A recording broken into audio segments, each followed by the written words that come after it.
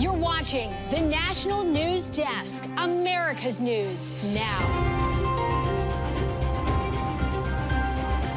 From the nation's capital, this is the National News Desk, America's News Now. I'm Dee Dee Gatton. Thanks for joining us. On this weekend edition, we take a look at the big headlines of the week, and we look ahead at what to expect, starting with the four big stories we've been following this week. First, the Fed cuts rates more than experts expected, what the move means for your money.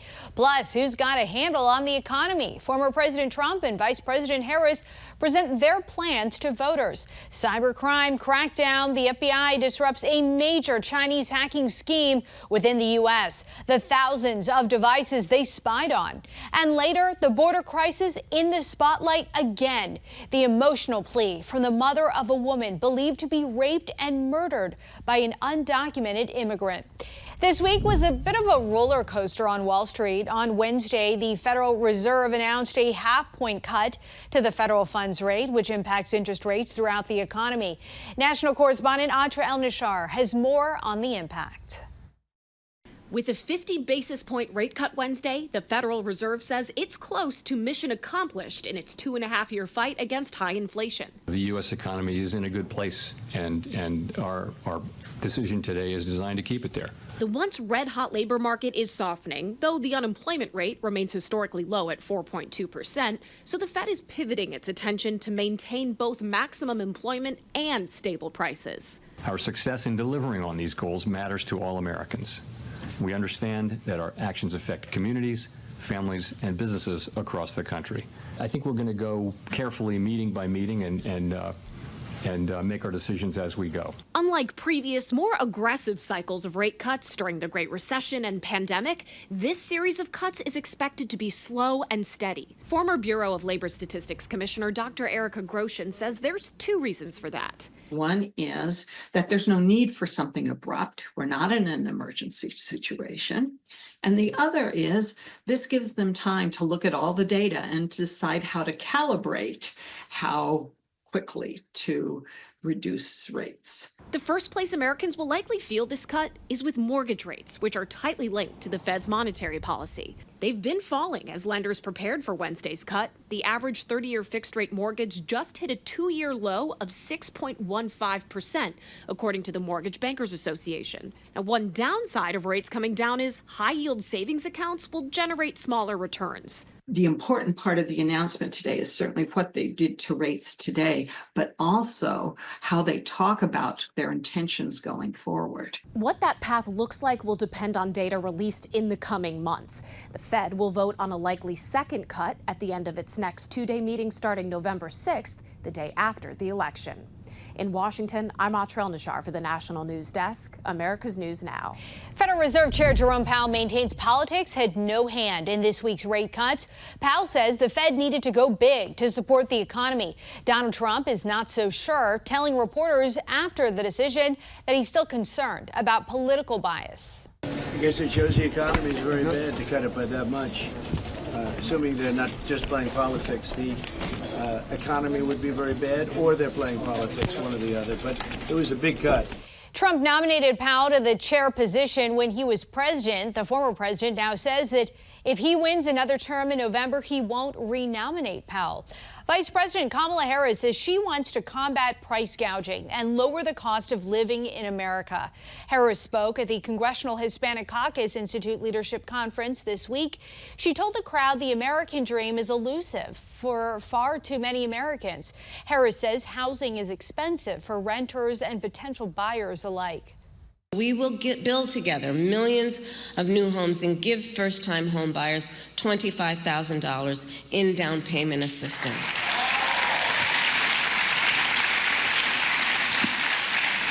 Because, look, people just want to get their foot in the door. This appearance comes as the Harris campaign is launching an effort to reach more Latino voters during National Hispanic Heritage Month.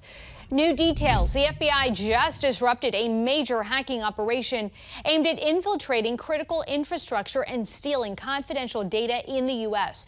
FBI Director Christopher Wray says the group was working under the direction of the Chinese government. The Flax Typhoon campaign installed malware on hundreds of thousands of internet-connected devices, including cameras and home and office routers, half of which were in the U.S. It targeted universities, government agencies, telecommunications providers, media organizations, and NGOs. I view this as another successful disruption, but make no mistake, it is just one round in a much longer fight. The Chinese government is going to continue to target your organizations and our critical infrastructure. In the last 2 years, companies that partnered with the FBI to investigate cyber attacks saved more than $800 million in ransoms not paid. The spotlight is back on immigration on Capitol Hill. That's where House Republicans held a hearing this week targeting the Biden administration's border policies. The National Desk, Christine Frizzau, has the new testimony. She was a mom to 5 children. She was a businesswoman. She liked to exercise. She's the American mom. It's been just a little more than a year since 37-year-old Rachel Morin was raped and murdered while out for a run in Harford County, Maryland. The suspect was wanted for murder in his home country of El Salvador. His DNA also linked to the brutal attack of a 9-year-old girl and her mother, seen leaving their home on surveillance video 4 months prior to Rachel's murder. They are bringing criminals into our country. They are allowing them into our smallest towns, and our people are dying. Rachel's mother, Patty Morin, begging for changes to U.S. immigration policy, which in some cities and states allows undocumented migrants to be released after committing crimes and not handed over to Immigration and Customs Enforcement. Biden and Harris have gutted ICE's ability to conduct immigration enforcement in the interior, making it harder to detain and remove illegal aliens, including criminal illegal aliens. 22-year-old Laken Riley also found murdered in Georgia. The suspect, Jose Ibarra, an undocumented migrant previously arrested and then released. The number of illegal crossings at the southern border has dropped to the lowest level since September of 2020, since President Biden signed an executive order largely restricting who can ask for asylum. Democrats say the so-called mess can only be cleaned up by Congress, which had the chance and failed. At the direction of former President Trump, Republicans blocked the Senate bipartisan border deal. Republicans don't want border security solutions. They want a political issue. As an election issue, immigration has already figured very prominently. Take this new Scripps Ipsos poll that shows the majority of Americans now support what was once considered sort of a fringe issue, mass deportations, 54%. That breaks down to 86% of Republicans, 25% of Democrats, and 58% of independents. I'm Christine Frizzau for the National News Desk. The Georgia High School, at the center of the deadliest U.S. school shooting this year, will slowly bring students back to campus next week. A phased reopening of Appalachia High School in Winder is set to begin on Tuesday, September 24th. Students will ease back into their routines with half days for nearly the first 2 weeks. A full-time schedule now set for October 14th. Officials said they are bringing in additional resources like counselors and therapy dogs. 3 families of the 6 construction workers who died when the Francis Scott Key Bridge collapsed have filed a lawsuit asking for liability against the owner of the ship. If the federal judge allows the lawsuit to move forward, they can then seek monetary damages for the deaths. With the help of a translator, the wife of one of the workers was able to speak out this week for the first time. We are here asking for justice, advocating for all immigrant and essential workers, because we too deserve respect and dignity. In addition to the lawsuit, the families are calling for essential policy changes to protect construction workers who are often immigrants. 8 workers fell into the Baltimore harbor when the bridge fell in late March. 6 of them died. A startling new forecast on the potential impact of the ongoing superbug crisis. From 2025 to 2050, the world could see nearly 40 million deaths due to infections that are resistant to the medications intended to treat them. That's according to a study published Monday in the medical journal The Lancet. Researchers say these superbugs are spawned by the misuse and overuse of antibiotics in humans, animals, and plants. The World Health Organization has called it a top public health threat. 41% of Americans say they are at peak stress right now. The Fact Check team's Janae Bowen's joining us now with a closer look at these results, and I think that we can guess why so many Americans are stressed out. What are the top reasons? Yeah, Dee Dee, it's finances and the economy. They are the top reasons for stress, followed by physical health, the 2024 presidential election, and other world issues. Talker Research did the study for traditional medicinals. It is a time. How severe is this stress? Yeah, so the study found the average person feels their head spinning from stress about 3 times per week and experiences brain fog at the same rate. Americans noted various signs of stress, with trouble sleeping at the top of the list, followed by irritability, fatigue, headaches, and feeling worried. Based on the research, what would it take to improve mental health? Yeah, so 71% of Americans agree that their overall mental health would improve if they could reduce their stress levels. But 1 in 7 Americans, including myself, have issues incorporating self-care strategies into daily life. Yeah, it's easier said than done. Janae, thank you. And we know that social media can sometimes cause stress. Janae will return to discuss another survey showing how many Gen Zers wish TikTok was never invented. Renewing your passport just got easier. The State Department's new online passport renewal system is now fully operational. The service is open to adults who are renewing a regular 10-year passport that has expired within the past 5 years or expires in the coming year. It's not yet available for renewing children's passports, first-time applicants, or people living outside the U.S. Those who do not qualify for the online service will have to use the paper application process. Coming up on the National News Desk, America's News Now. Preventing late-stage disease, how what you eat could play a pivotal role in preventative health care. Plus, teen security sweep, the Instagram update for your child's account, and why some say it's not enough.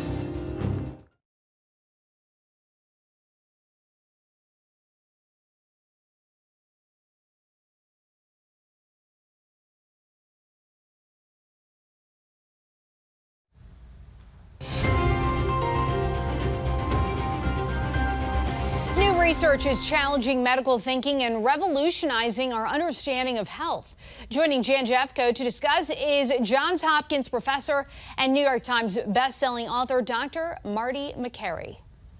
So what are the blind spots of medicine? Well, we have the sickest population in the history of the world. We've got to stop and ask why. We've got half of our nation's children obese or overweight. A quarter have diabetes or prediabetes. Autism has gone up by 14% every year for the last 23 years.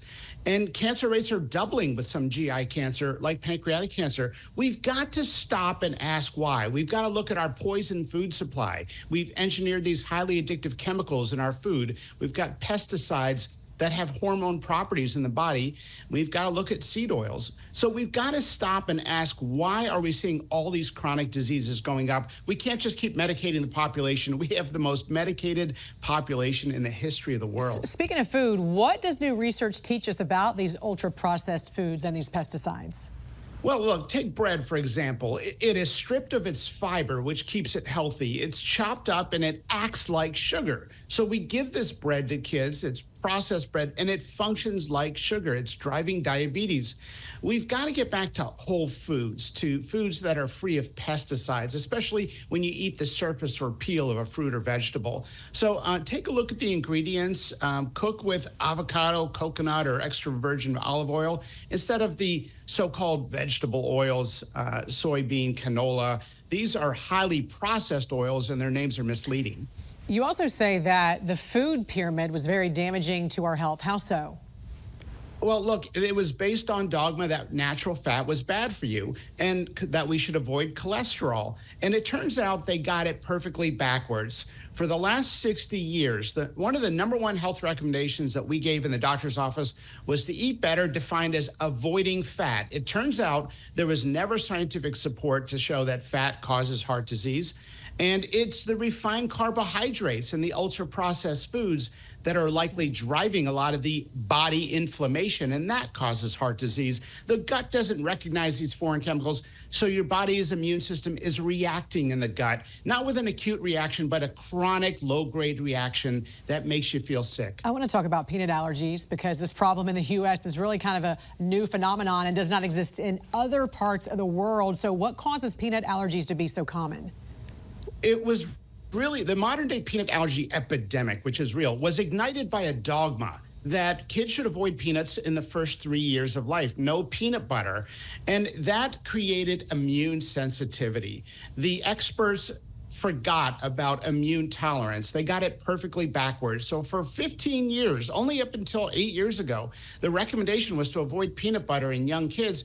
Now we know it's important to introduce a little peanut butter when a kid is 5 or 6 months of age on the side. Another topic in the book is hormone replacement, which of course starts around the time of menopause, but you argue there's a lot of misinformation about it. Yeah, look, this is an amazing medication when a woman goes through menopause, replacing their estrogen or estrogen plus progesterone. What we call hormone replacement therapy means a woman lives longer, feels better. It cuts the rate of heart attacks in half, and it reduces cognitive decline. The woman's bones are stronger. The health benefits are overwhelming, but tragically, there was a dogma that it causes cancer put out by the government. And to this day, 22 years after that announcement, most doctors still refuse to prescribe it because they believe in that dogma. I explain in the book why it was never scientifically supported. Speaking of cancer, you explain how some cancers are increasing and suggest why. What's the cause of the rise in cancer in young people? Well, we've got to talk about gut health. The millions of bacteria that line the intestinal tract, they're involved in digestion and the immunity. They produce serotonin involved in mood. We've got to talk about that microbiome. When we alter it with so many things, from antibiotics to unnecessary C-sections, ultra-processed foods and chemicals, we are changing the composition of that garden of bacteria, and it's causing inflammation, predisposing people to cancer. That's probably why the cancers on the rise are the cancers that line the GI tract, like colon cancer, which is rising in young people. So much I want to ask you about. This book is really, it's very intriguing for sure. Johns Hopkins professor and New York Times best-selling author, Dr. Marty Makary. Appreciate you joining us this morning. Thanks so much, Jan. Thank you. Meta just launched Instagram teen accounts, a more limited experience for younger users. The new service features several different safety features, including allowing parents to see who their kids are communicating with. It's meant to ease concerns about the impact of social media on kids. The National News Desk, Jeff Harris explains. It's meant to ease concerns, but also give parents a bit more control. This new service has built-in protections controlled by parents. Parents will be able to see who their kids are messaging and the type of content that they're looking at. As a mom to a 5-year-old daughter, Jenna Burgess tells us you'd be surprised how easily young kids can navigate technology. Even when she's playing something, if it's a simple game online, there's all these ads that pop up or other things that interfere. Although Burgess's daughter doesn't have an Instagram account, she's really encouraged by Meta's decision to boost parental controls. I think it aligns really nicely with the growing awareness of the importance of protecting mental health. Along with being a mom, Burgess also owns the Rest Spot in northern Georgia, a women's-only wellness spa where every day she sees just how stressed some parents are. We believe in creating environments where people feel safe and supported, just as these parental controls are doing for teens online. Over the next 60 days, Meta will automatically migrate all Instagram users under 16 to this new service, something David Schweidel, a professor at Emory University, tells us does have built-in parental protections. You'll be able to kind of modulate the settings for who should be allowed to interact and communicate with your child, so you can make it incredibly restrictive. Schweidel believes this is a step in the right direction by Meta, but he is a bit skeptical, especially with the Surgeon General recently saying parental stress is an urgent public health issue. You're throwing another thing on people who have already a fairly lengthy to-do list. Now, to try and keep teenagers honest, Meta is asking them to verify their ages by uploading an ID card to a digital tool which analyzes facial features to help determine if they're older or younger than 18. I'm Jeff Harris reporting from Washington. Coming up, Washington State puts a dark chapter of its history behind it. Why one former prosecutor calls the death penalty a failed experiment. Plus, a sergeant in the Fresno Police Department is caught soliciting a minor. Why the department's chief says she plans to remain transparent.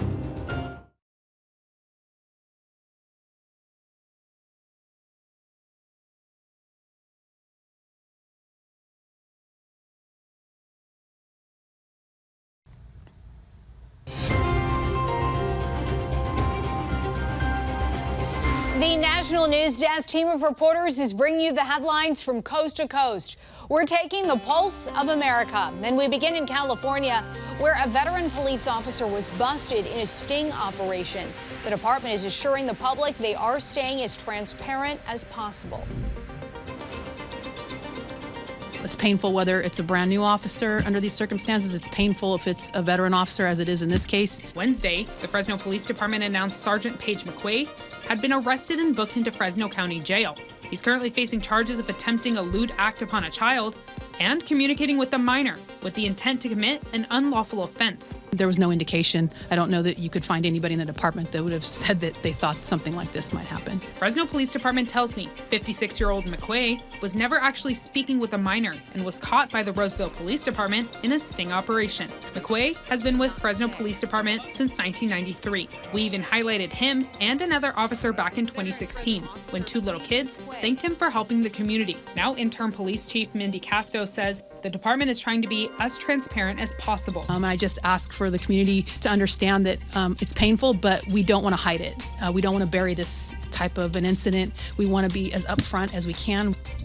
Some communities, or counties rather, in Nevada will no longer be sharing mugshots of alleged criminals. The decision comes after the Ninth Circuit Court of Appeals ruled that releasing mugshots could unfairly punish individuals who haven't been convicted of a crime. Instead, both Washoe and Lyon counties will release inmate photos once a criminal is convicted. If somebody has the name John Smith, I mean, there could be so many people with that name, to make sure that the right person is being shown and so that somebody is not incorrectly having their face attached to a crime that they did not commit. Not all Nevada counties are following suit, saying it will be business as usual, as the ruling will likely be appealed. Washington State has taken another step towards putting the death penalty into the history books. It's been 14 years since anyone was executed by the state. Now, with the law officially removed from state code, Governor Jay Inslee is officially closing the execution chamber. For now, it's okay to keep it there to say this was a failed criminal justice experiment, and we're better than that, and we've moved past that. A plaque noting the 78 executions carried out by the state over 106 years hangs in the now defunct chamber. Coming up, a gracious gratuity or stiffing the server, which states tip the best and worst on average.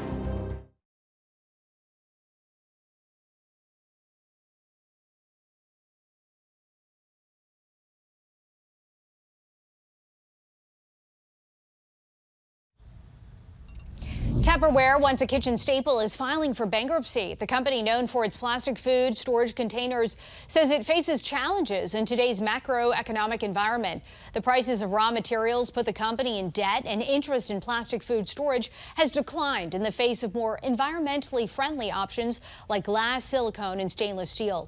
Gen Z employees have their work cut out for them to earn their boss's trust. A recent survey by Intelligent.com found that about 1 in 6 companies are hesitant to hire recent college grads. Employers have cited concerns over their preparedness, communication skills, and professionalism as reasons for their reluctance. Shockingly, 6 in 10 businesses said they had fired recent grads they hired in 2024, while 1 in 7 said they may refrain from hiring recent college grads next year. You may think you're a good tipper, but what about everyone else in your state? A new report from restaurant software Toast found customers in Delaware tipped the best, averaging 21.5%. West Virginia, Indiana, and New Hampshire also topped the list. California came in dead last with an average tip of just over 17%. Ahead in our next half hour, another shocking attempt on former President Trump's life. New questions about the capability of the Secret Service. Plus, nearly half of Gen Z wishes social media was never invented. The Fact Check team breaks down the research on the link to mental health. You're watching the National News Desk, America's News Now. You can catch us live weekdays from 6 a.m. to 11 a.m. and 10 p.m. to midnight Eastern Time, and anytime online at thenationaldesk.com. We'll be right back.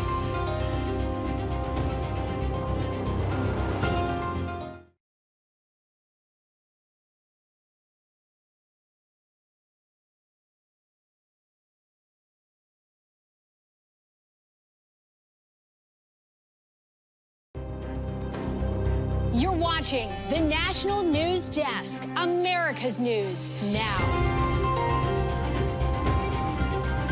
If someone wants to poke fun at a candidate, it's not clear that the bill would allow that. California banning political deepfakes weeks ahead of the November election. The two major concerns free speech advocates have with the new law. I think the last two incidents, if you think about them, they're shocking. The state of the Secret Service in question again, following a second attempt on Donald Trump's life. A former agent weighs in on what he says the agency needs to change. I just went food shopping and spent almost $100. Went only hoping to get a few things, so I think a lot of people are in that camp. Voices of voters, residents of the swing state of New Hampshire, weigh in on the top issues facing the country. From the nation's capital, this is the National News Desk, America's News Now. I'm Dee Gatton. Thanks for joining us. And this week, California banned political deepfakes. It'll be the first state requiring social media companies to take action against them. As the National News Desk, Matt Galka explains, extreme political differences along with the changing digital landscape make it harder to spot what's real, what's fake, and what's a violation of free speech. I was selected because I am the ultimate diversity hire. I'm both a woman and a person of color. Ex-owner Elon Musk shared this video to his hundreds of millions of followers back in July. A doctored deepfake video where an artificial intelligence version of Kamala Harris's voice rattles off multiple disparaging things that she didn't actually say. Joe taught me rule number one, carefully hide your total incompetence. California Governor Gavin Newsom vowed to respond and did this week, signing 3 bills into law banning political deepfakes, regulating how they're labeled, and mandating social media companies remove a deepfake if they receive a complaint. Free speech advocates say the laws leave the door open to misinterpretations and First Amendment violations. The drafting of this legislation is usually pretty vague. It permits deepfakes that support a candidate or that the candidate wants to run, but if someone wants to poke fun at a candidate, it's not clear that the bill would allow that. Musk responded on X with a repost of the video saying California made parody video illegal. He also reposted a meme comparing Newsom to the Joker. Deepfakes are getting easier to make and seemingly more realistic by the day. How do I know that? I know that because that's not really me. Well, it's a picture of me that I put into deepfake software and used an audio clip of my voice to have that animate and say something I didn't really say. And it only took me about 20 minutes to make. The California bills could provide a pathway for more around the country on the tricky subject of AI that Congress has yet to get a handle on. I think a grave concern to all of us that people would use artificial intelligence to impersonate or to malign or mislead voters. It's wrong. Experts agree it's an issue likely bound for the Supreme Court. Reporting in Washington, I'm Matt Gelka. The former Uvalde school police chief was in court this week for the first time since the mass school shooting more than 2 years ago. Pete Arredondo is charged with 10 counts of endangering a child for his role in the botched police response. He's asking a court to toss those charges. Arredondo was one of the first officers on the scene. Prosecutors argue he should have rushed to confront the gunman. His lawyers argue he can't be held liable for actions he didn't take. A Boise jail released a new booking photo of the man accused of killing 4 University of Idaho students. Brian Koberger's transfer from a Moscow, Idaho jail came after a judge granted a motion by the defense last week to change the venue of his murder trial. Kaylee Gonzalez, Ethan Chapin, Xana Kernodle, and Madison Mogan were fatally stabbed at a home just off the school's main campus in November 2022. Another assassination attempt on former President Donald Trump's life, this time at his Florida golf club, marking 2 incidents since July. Earlier this week, I sat down with former Secret Service agent Tim Miller to get his take on the investigation. You have 30 years of law enforcement and military experience, and you coordinated all security aspects for the former president during your time in the Secret Service. Interesting to tell us, what do you think the assassination attempts actually tell us about the current state of the Secret Service? Well, I think anytime you're in a crisis, an organization has to go back to what's our mission? Are we accomplishing our mission? And I think the Secret Service has lost its way, to be honest. The mission of the Secret Service is not to wait until the last minute and dive on the president and get him out of there. The mission of the Secret Service is proactive. It's to do advanced work that enables the protectee to come in to a safe environment, to be able to do what they need to do, and then go right back out and do it again. And I think the last 2 incidents, if you think about them, they're shocking. In both cases, a man with a rifle was able to get in proximity of former President Trump. And were it not for the heroics of an amazing Secret Service agent and a citizen this last go round, we would be having a very different conversation. So I think it's time for the Secret Service to go back to what is our mission. Our mission is to protect the president by being proactive, having resources in place, and making sure that the American people have confidence in them. Do you think there was any truth to the whistleblower allegations of negligence regarding the Pennsylvania rally assassination attempt? Yeah, that's a great question, because if you remember, you rewind a little bit, there were 37 Secret Service agents that came forward before any of this happened.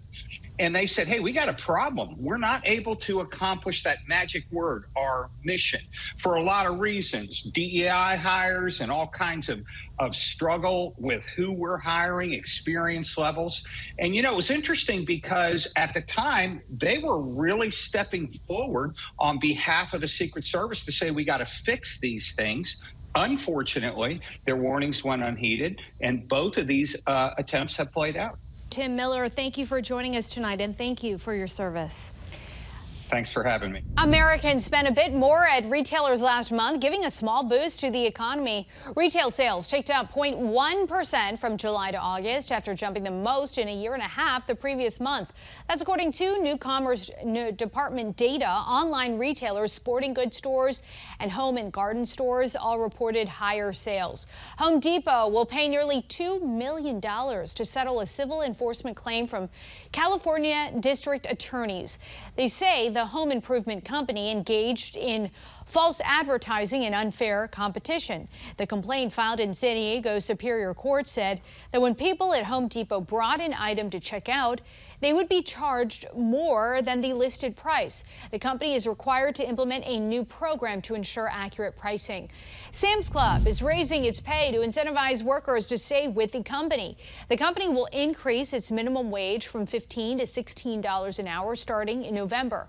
Sam's Club will also raise wages for its nearly 100,000 employees, ranging from 3% to 6% depending on their tenure. Sam's Club's main competitor, Costco, pays among the highest wages in retail with a minimum of $19.50 an hour. For the first time in nearly 3 decades, the Teamsters Union will not endorse a Republican or Democrat for the White House. Other large labor unions like the United Auto Workers and the American Federation of Teachers have endorsed Harris. Teamsters General President Sean O'Brien tells Fox News why. The Democrats have always taken for granted that they're going to get our vote no matter what, and the Republicans fancy themselves as the working people's party. I think right now both sides have to take a step back and really reevaluate what their commitment is to working people. The Teamsters Research phone poll leaned heavily towards former President Trump, a 58 to 31% advantage over Vice President Harris. 2 out of 3 polls the Teamsters took leaned Republican.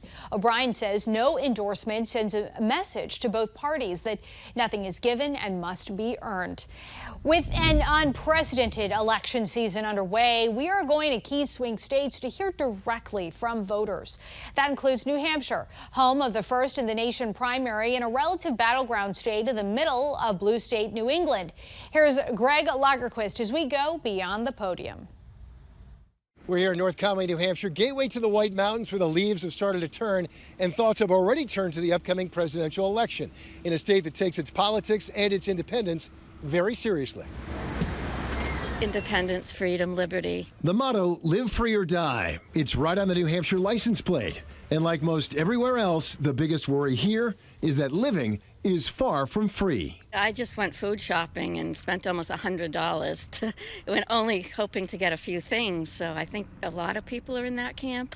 I mean, honestly, the economy, everything is so expensive right now. A recent University of New Hampshire survey found that pessimism about the economy is ebbing somewhat. But a slight majority still said they believe the nation may be on track for a recession, with most people we talked to citing the economy as their top issue. But it's hardly the only one. I mean, we've got so many illegal immigrants coming in across our border, terrorists from different countries. It's just mind-boggling. New Hampshire is far from the southern border, but on its remote northern edge, it does share a 58-mile border with Canada. And that same UNH survey found 43% of Granite Staters believe illegal immigration is a very to somewhat serious concern for New Hampshire, a number that jumps to 83% for the country.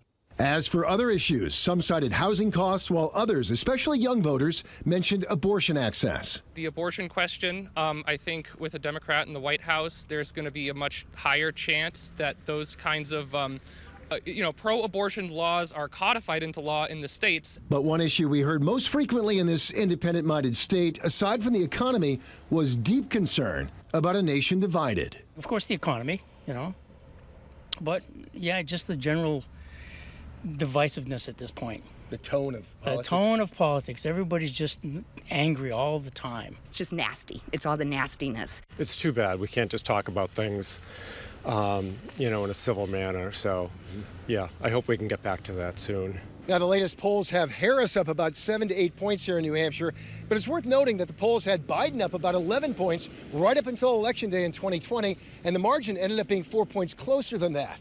And if 2024 has taught us anything, it's that dramatic change can happen quickly. Reporting for the National News Desk here in North Conway, New Hampshire, I'm Greg Lagerquist. Nearly half of Gen Zers wish TikTok, Snapchat, and X were never invented. I'm back with Janae Bowens from the Fact Check team, who has been digging into these survey results.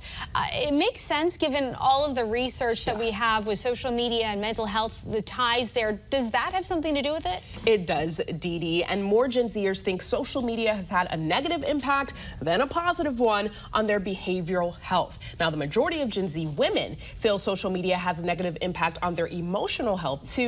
And this was interesting. Most have taken steps to limit social media usage at some point, things like unfollowing or muting an account or deleting the app altogether. And then sometimes you can have the app actually tell you, okay, you've hit your limit for the day. The majority want social media around, though. Break down some of the positives from that standpoint. Right, so it's not all bad. A strong majority believes social media has a positive impact on their social health. 76% of Gen Z social media users use it as an entertainment source. It seems like Gen Zers see both good and bad in social media. 3 in 5 think social media has hurt their generation and society overall, and 69% support a law requiring social media companies to develop a child-safe account option for users younger than 18. As we know, Dee Dee, Instagram is rolling out new restrictions of its teen users. Right, new development there. Janae, thank you. And for more on this Fact Check Team topic, including links to their sources, scan the QR code on your screen or visit thenationaldesk.com. Still to come, our team of correspondents breaks down this week in Washington, from the funding fight on Capitol Hill to the Fed's interest rate cut.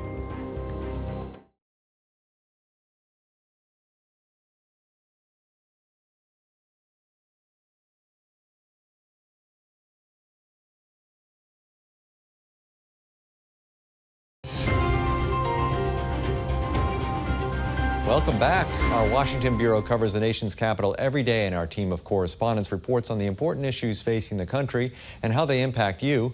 Scrutiny of the Secret Service getting more intense following another assassination attempt of former President Donald Trump. National correspondent Matt Galka, what are folks on Capitol Hill saying and suggesting regarding Trump's security?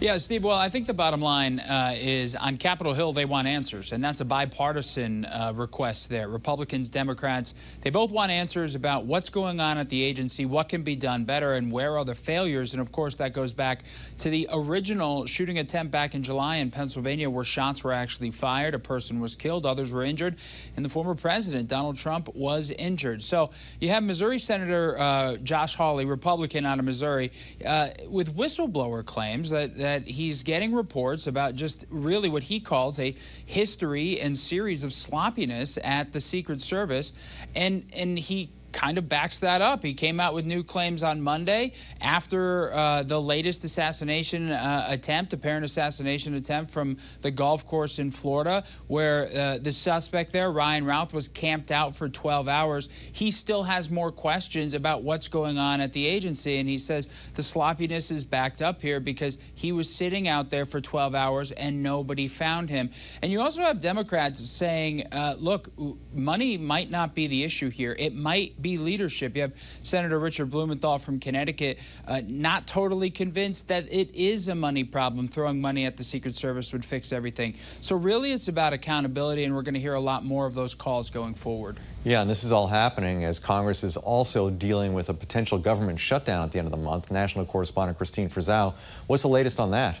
You know, the latest, Steve, in some ways is here we go again. It always seems to come down to the wire with lawmakers, especially over the last few years. So here's the big deal. They're trying to pass this spending bill, and they've also attached something called the SAVE Act to it. It basically ensures that when you vote that you are a legal citizen and that you have ID for it. Republicans say it's long overdue. This is a big deal for former President Trump. He says, let the government shut down if this isn't attached and passed. Well, Democrats, especially in the Senate, that's where they're in the majority, they say this is this is a non-starter. In fact, I went to the Hill last week. I spoke directly to Democratic Minority Leader in the House, Hakeem Jeffries, and I asked him, what is wrong with the SAVE Act? And he says, this is a voter suppression bill. He and other Democrats are very concerned that older Americans, people who never drove and therefore never needed a driver's license, people that just don't have government ID. And there's an estimate that there's more than 20 million Americans in this situation who are of voting age, that they would not be able to vote because of this. So they are a hard no on this, and therefore we're at a standstill. Meanwhile, the clock keeps ticking. If they can't get a bill on the president's desk by September 30th, October 1st, government shuts down. Meanwhile, the economy continues to be the top issue for many voters, and the Federal Reserve offering up some relief for Americans. National correspondent Atra El-Nashar, how much will their interest rate cut help, and will Americans feel the effects before Election Day? Yeah, Steve, remember, Congress gives the Federal Reserve two mandates: stabilize prices and maximize employment. For the last couple of years, it's been all about stabilizing prices, but now that inflation's around 2.5%, they can balance their focus here and focus more on the labor market. So this week we saw the Fed issue their first interest rate cut in 4 years since March of 2020, and it was by a more aggressive half-point cut than some were expected. Some people thought they would just go a quarter point and be safe, but it really showed some confidence that the Fed does believe inflation's on a downward trajectory. As far as an immediate impact, if you're looking to buy a home, mortgage rates are the lowest they've been in quite some time. That's going to be the most immediate impact, but it's going to take some time, maybe 6 months to a year before folks really feel it in their pocketbooks. If they're looking at credit card interest rates, maybe they want to take out a car loan or take on any significant amount of debt. But it's certainly a show of confidence, although Fed Chair Jerome Powell is careful to say it's not necessarily mission accomplished on their fight against inflation. Excellent reporting as always. Atra, Christine, Matt, thank you all for your hard work. Back to you. Up next here, a surge in car break-ins resulting in the theft of firearms. The state where police are urging residents to keep their guns under lock and key. And dangerous mail. More cases of suspicious letters being sent to election offices across the country. New details about what's inside and where they're coming from.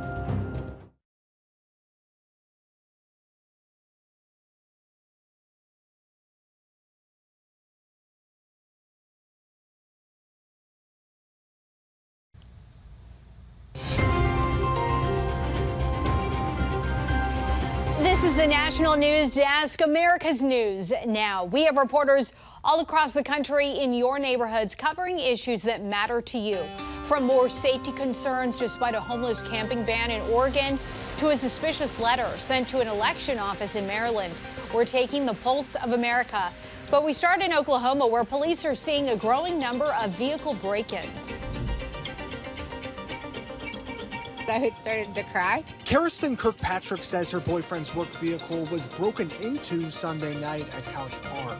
They smashed out the passenger side window and took my bag along with my wallet. Someone stole her driver's license and medical marijuana card. Unbelievable that it happened to us in Stillwater, really. According to Lieutenant TJ Lau, nearly 40% of car break-ins that happened in Stillwater this year involved smashed windows. Lau tells Fox 25 that 19 firearms have been stolen from vehicles this year, and only 5 have been recovered. I know a lot of kids around here, college kids or hunters or whatever, they may keep a gun in their car, but we highly encourage you not to do so, just because, like I said, they'll give a chance for somebody to break in and the gun to get in the wrong hands. The packages have had hazmat crews across the country scrambling. This was the scene in Jefferson City, Missouri, at the state elections office there. The packages look like this one in an image shared by the FBI. Manila envelopes with the sender listed as the United States Traitor Elimination Army in Tacoma Park, Maryland. More than a dozen recovered so far, including one sent to the Maryland Board of Elections and State Elections Administrator Jared Demarinis. I'm just a person that's doing their job. My staff are just doing their job to help, with our democracy. And this is what our country was founded upon, elections and free choice. And what you're trying to do is the opposite of that. Multnomah County Commissioner Julia Brim Edwards says she hears about safety concerns from residents involving unsanctioned campsites on county property. A recent one came from a parent at Creston Elementary School who says she took this photo yesterday. It shows several tents blocking the sidewalk leading to school. On Tuesday, Brim Edwards brought some of these concerns to the board. We do believe the county has an obligation to not just ignore unsanctioned camping and the impacts it has on residents, on students walking to school. In Tuesday's meeting, representatives from the city of Portland and Gresham shared how the city-level camping ordinances are working. A spokesperson from Portland noted there isn't enough shelter. We have not been enforcing the time, place, manner ordinance against anyone if we don't have a real offer of shelter. Coming up, nursing and doctor shortages are taking their toll on hospital staff. The new study aimed at bringing happiness to healthcare workers.